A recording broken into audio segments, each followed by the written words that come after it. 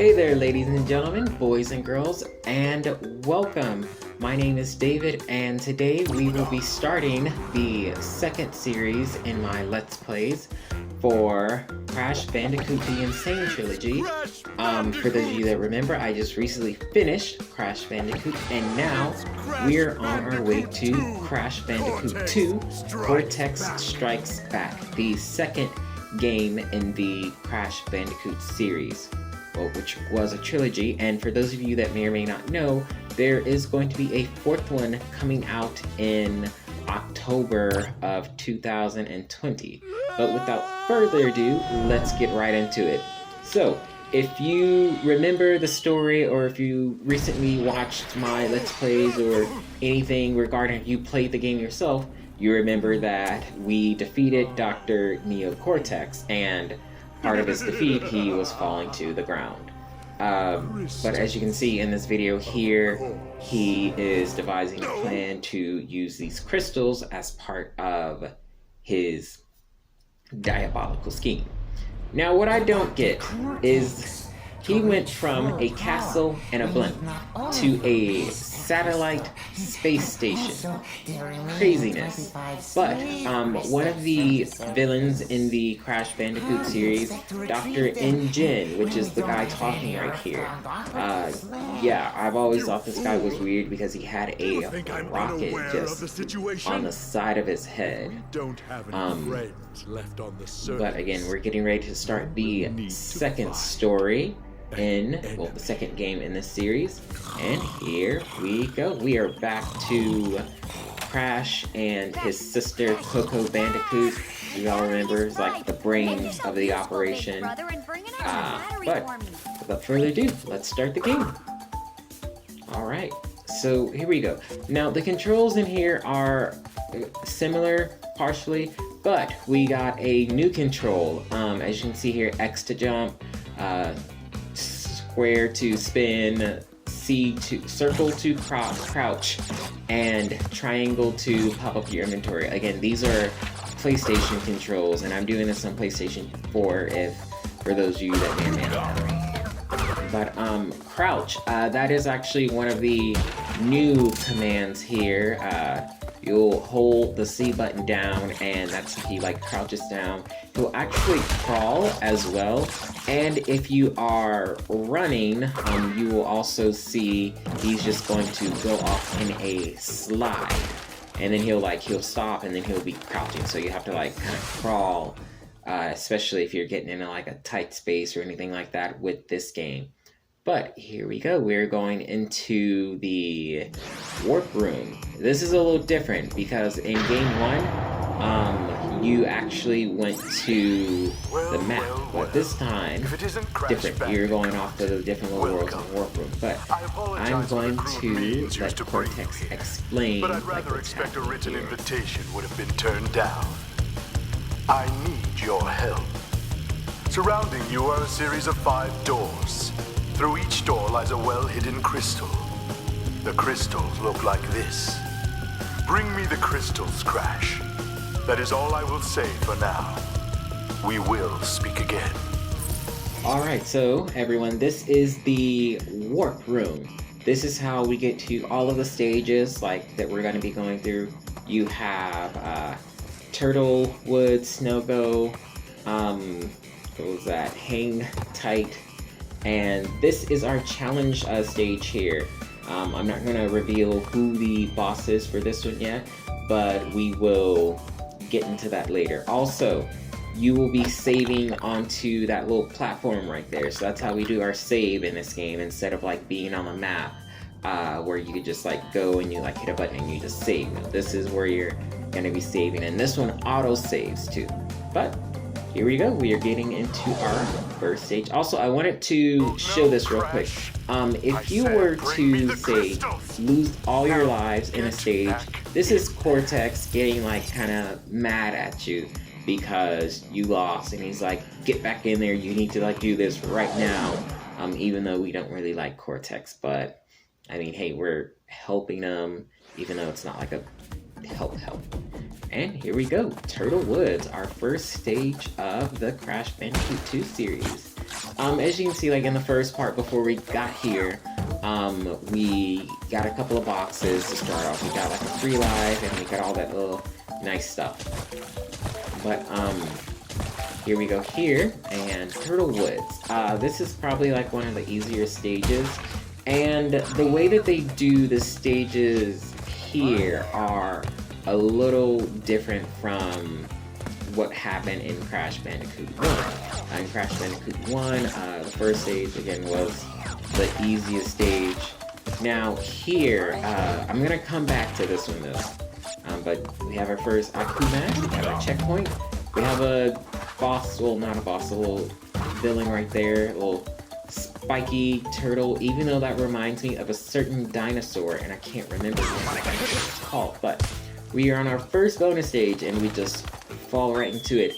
The important thing about the bonus stages here, you want to actually make sure you pay attention to that little question mark circle. That's going to be your bonus stages throughout this game. They aren't like how in the first game we got like the stickers for like the little icons for Tana, Dr. Neo Cortex, and even Dr. Nitrous Brile. That's not how they're doing them on this one. Like this one, they're just going to be like kind of in your face. You have to just pay attention to it and make sure that you go there. Another thing with the crouch button, see, if you jump and you hold the circle button, he will do like a body slam, and this is just for, this technically isn't a bonus stage or a challenge stage for that matter. This stage here is just kind of part of the actual stage itself. This part of the stage is actually part of the stage itself. As you can see, like, bonus stages do not have checkpoints. So, oh, that's a big old condor. Okay, we're good. That thing just came out of nowhere. All I heard was, ah, and then just something like flying, like, toward me. Not okay. Back to what I was saying, and all that nitrous, like nitroglycerin, not okay either. What I was saying was, yeah.